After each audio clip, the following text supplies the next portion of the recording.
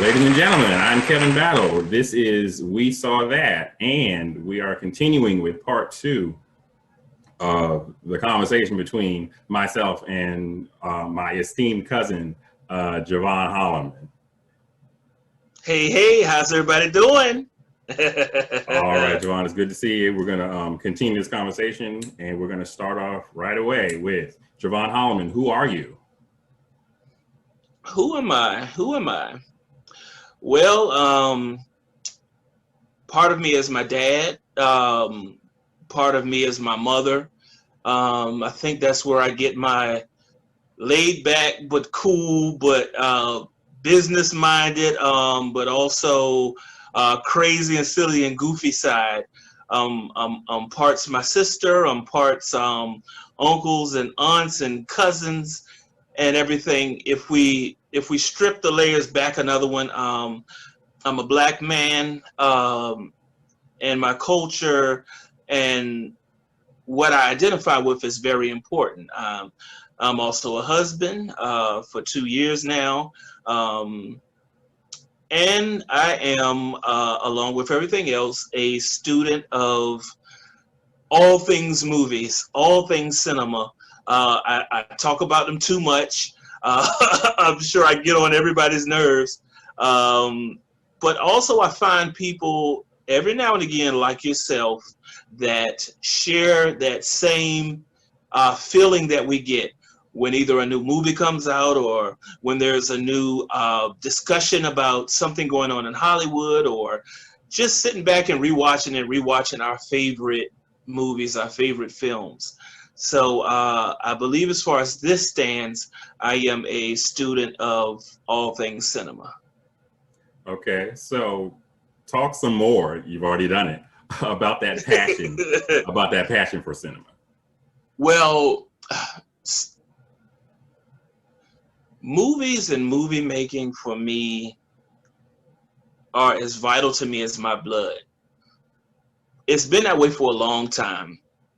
I'm perfectly fine spending a Saturday or a Sunday without the phone ringing, laid back, watching movie to movie to movie to movie to movie with no break in between.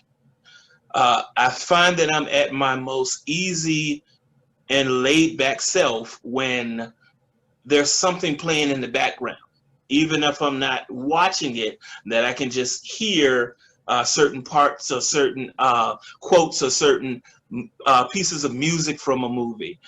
When I find someone, like I said before, that loves them even remotely as much as I do, I find myself being able to talk and to speak about them so much that I almost wow myself. Like, I can't believe I haven't gotten tired of this topic or of this discussion.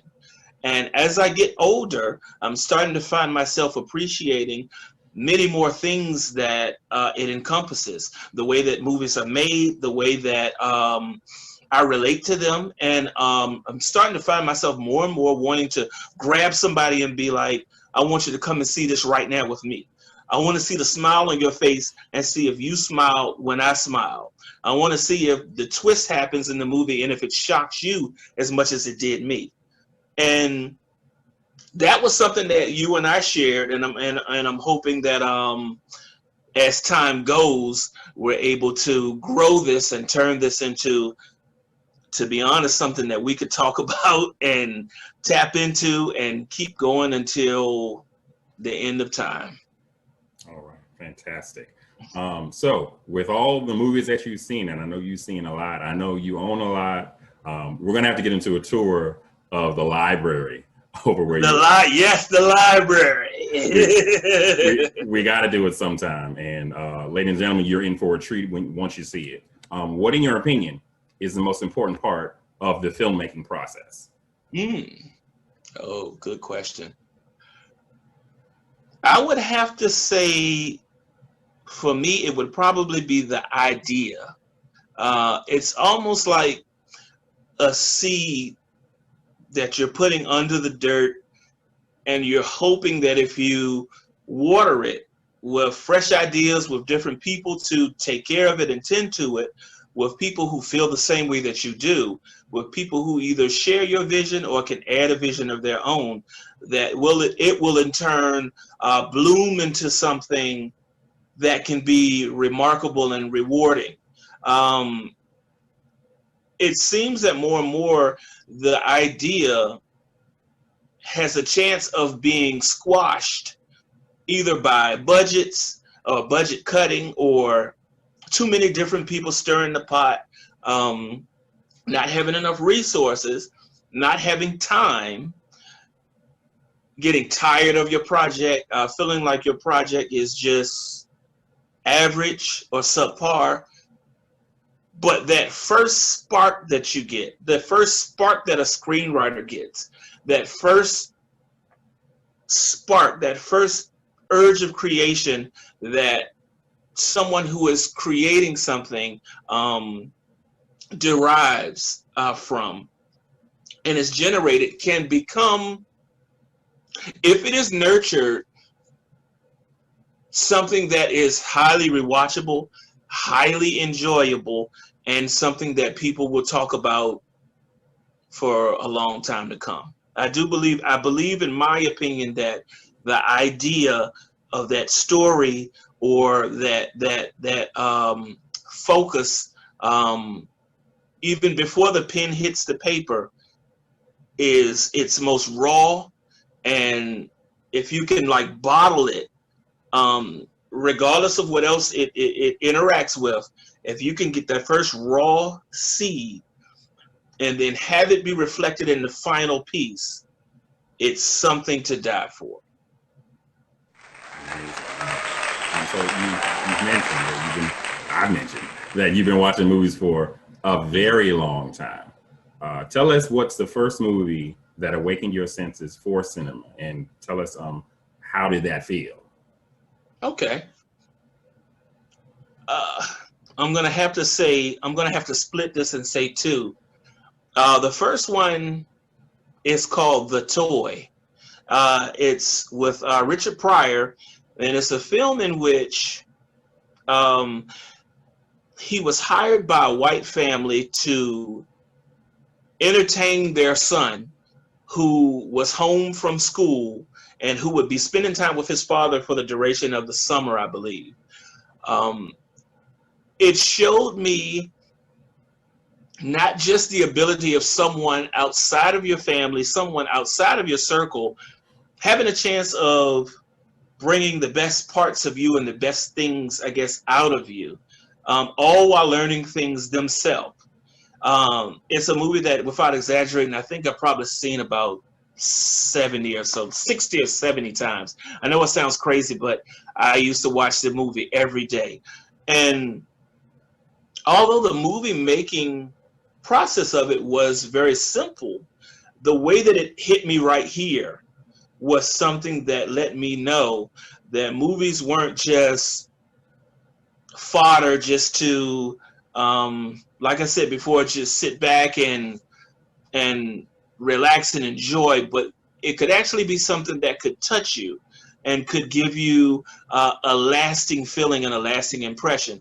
It made me appreciate Richard Pryor that much more. And it's one that I really recommend if people haven't seen. I think it was in the 80s. It's called The Toy. The other one, you might laugh. Hopefully you all won't laugh out there, but The Karate Kid was the other one. Almost for the same reason. I'd seen a lot of movies before it, and I was young, but to have someone who was an outsider, who only wanted to be accepted, and who had moved into a new place, and who didn't have anyone to be cool with or to hang out with, and slowly start to meet a person, and then slowly meet a girl who he thought was attractive and who he wanted to try to form a friendship with, and then have someone want to take that little bit of peace that he'd found, and him having to dig in deep and pull out of himself things that he didn't even know that he had.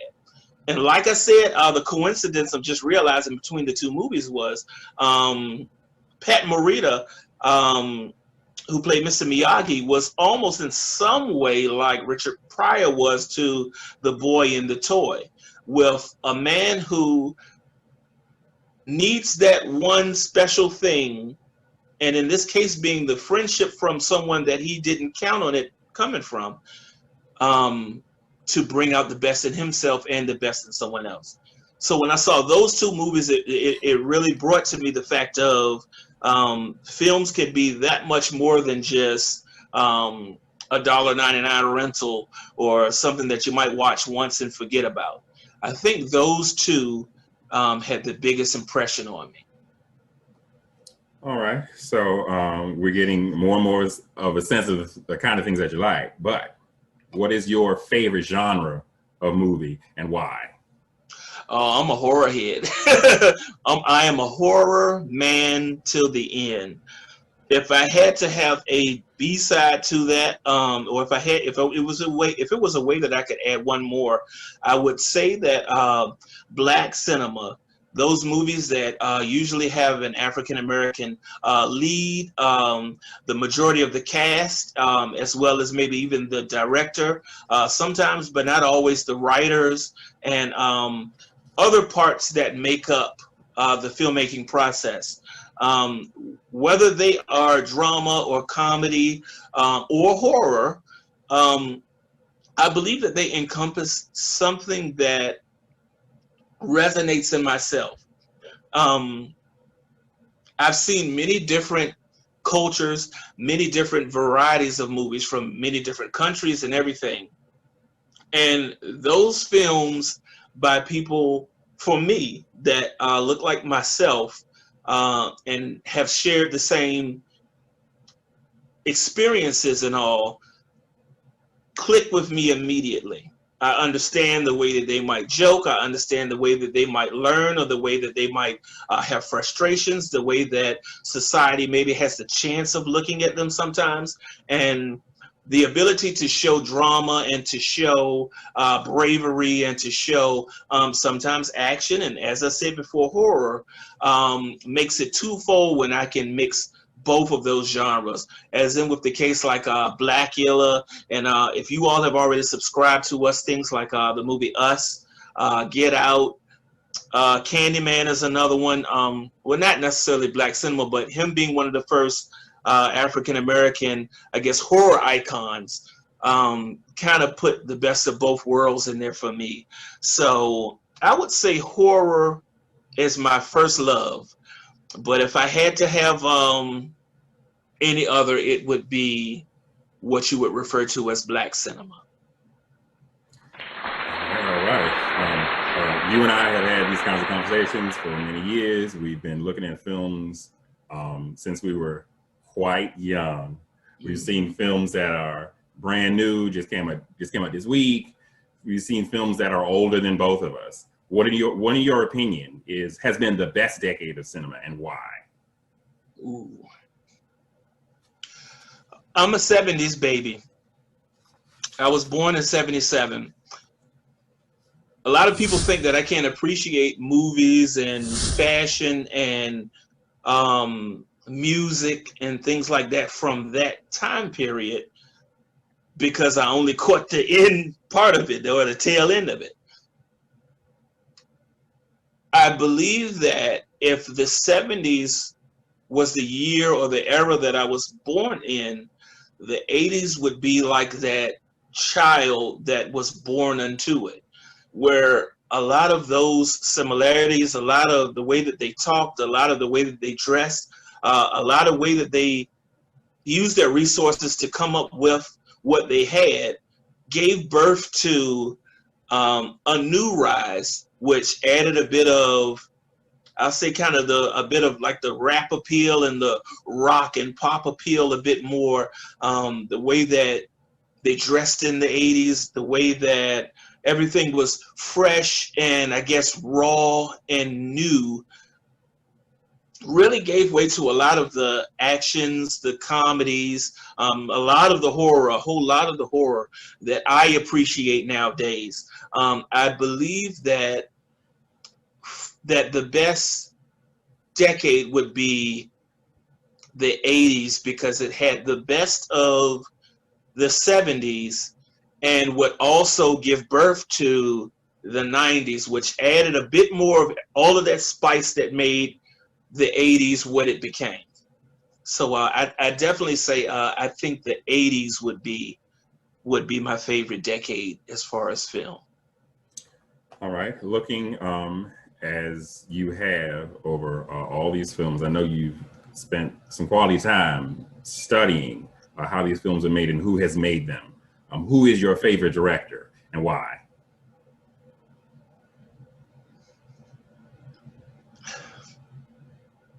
I think it would have to be Spike Lee.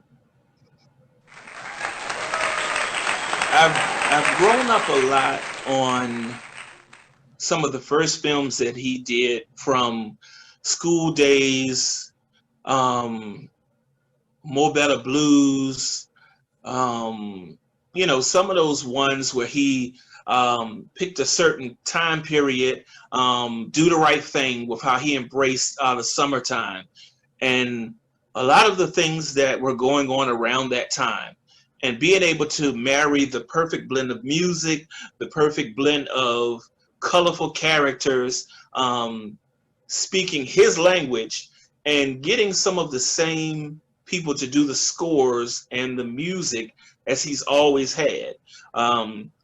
He's added a lot to Denzel Washington's career, a lot to Wesley Snipes' career.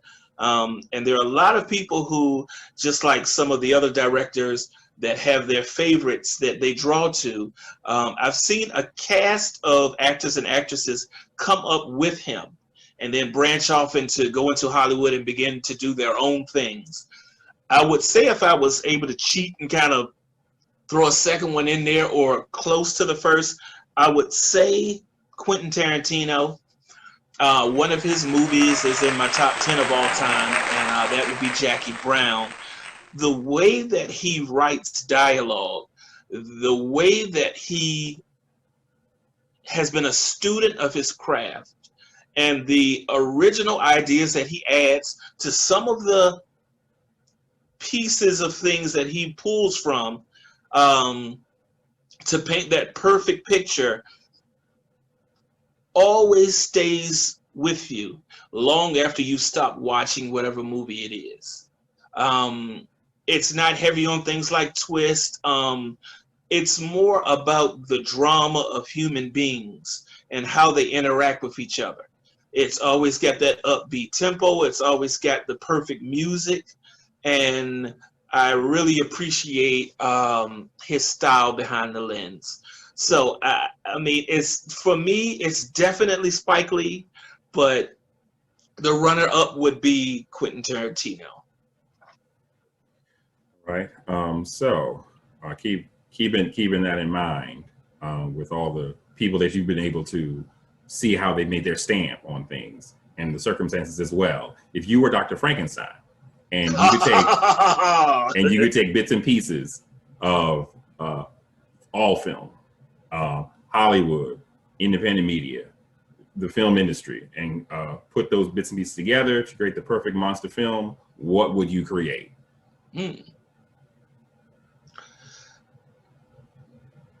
Here's what I would try to do. I wonder if it would be a series of movies, whether it would be like a trilogy, or if I would be able to kind of make it a series.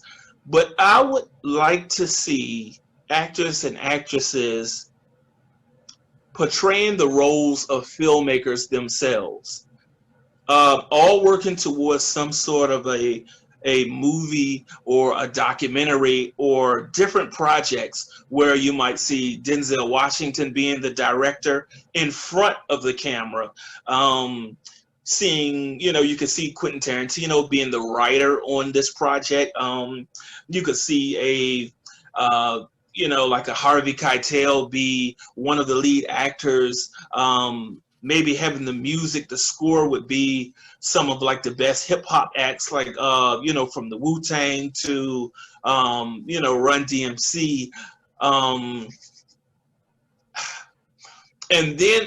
I think it would be a good idea, now that I'm thinking about it, to have an idea of how film has changed from the early decades into now, and having those different actors and actresses portray filmmakers at different time periods and the troubles and the tribulations that they would have to overcome to put their projects out.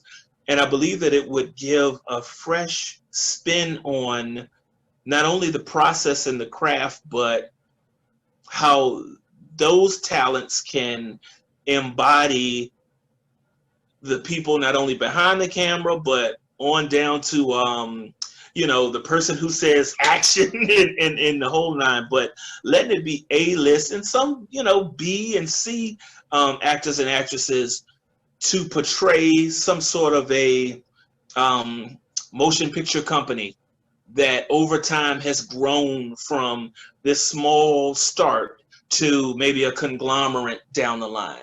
I think that would be interesting. And I know in some smaller regard, movies like that have happened before.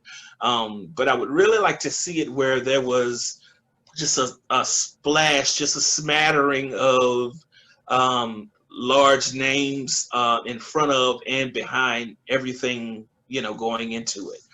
I mean, it might be goofy and it might, not work, but I think if it did even remotely be what I have in mind, I bet it would be extraordinary. Then I'd be like, it's alive!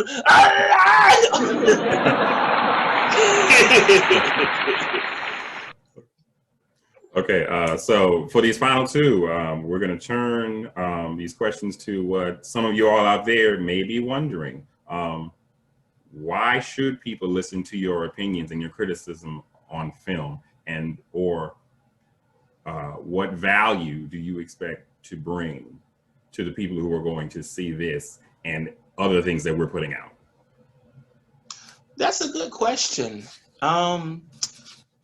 It could probably start with, I believe, some of our family members saying something to the effect of having two Black men giving their take or their spin on the makings and the creations of Hollywood and the industry and all of its parameters. I believe that I could be the person next door to you, the person in your family, that friend that you might talk to from across the country, someone you might work with on your job, someone who you met in some form of life that may or may not have that common bond with you as far as your enjoyment and finding the entertainment in films, but being able to convey how movies speak to them. And you find yourself in conversations with almost anyone, whether you're, before all of this that's going on now, sitting in a theater, and as the lights go back on, sharing giggles and laughing and sometimes clapping with the people that are sitting next to you. And what has brought you all together is one thing, and that's whatever it was on that silver screen. Being able to talk about how that influences us, what we appreciate about it and what we don't like about it, has been something that I'm sure has been around since the beginning of filmmaking. And while I may not be where I aspire to be in the future, I still have opinions and I still know what I like and what I appreciate. I know how things work when a film isn't at its best, and I'm able to pick from it the pieces that were good and the thing that made it maybe fall flat. And on the flip side, I know when I see something that I feel is above standard, and I can relate that. And if the listener, if our audience members would give me a chance, I would like to, with you, my cousin, be able to create a way of discussing the way that they make us feel. There'll be no right or no wrong, but just what's inside of us and how it pushes us over the line or brings us back into reflecting on what it could have been and should have been. So, like I said, I could be almost anyone that you meet, anyone that you know, anyone who appreciates what you do, and someone you can have a dialogue with and maybe learn some and maybe teach some and have a good time doing so. So in light of everything that we've been saying, why should people follow We Saw That? Oh, We Saw That is the bomb. That's what no. This is something that has been a very long time coming. And we say that and you hear that more and more from us. And what we mean by that is this. This was an idea that started from both of us at separate times. And finally being able to see it mature.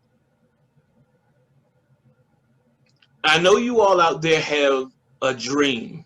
I know that you have something that you feel you do good. Some of you might feel that you do it better than other people. Some of you might wish that it's something that you could get better at. But you have to be able to start somewhere. And for us, we're putting our feet forward to try to see what it is that we can grasp, to try to see what it is that can not only draw us further into what this is that we're trying, but hopefully grab a couple of people and a few more people and a few more people to share what we experience and to let us know some of the things that they feel. And part of us chasing this dream that we've had for a long time. If there's something that you do out there, if there's something that you even think that you're good at, don't waste the time. The biggest thing that I find is we sit on what we could be doing because either there's a chance of failing or not being the best or falling on your face. And I tell you, if you only try, you'll be surprised how many people feel the same way that you do about those things that they're interested in.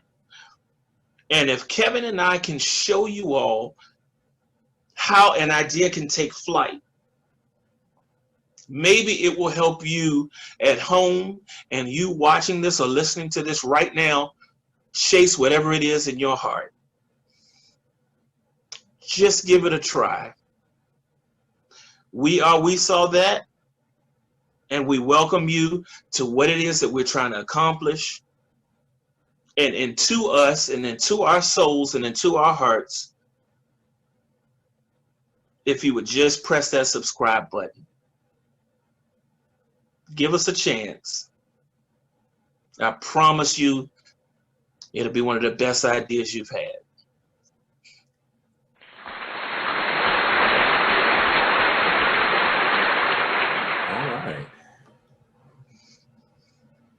All right. I think that went very well.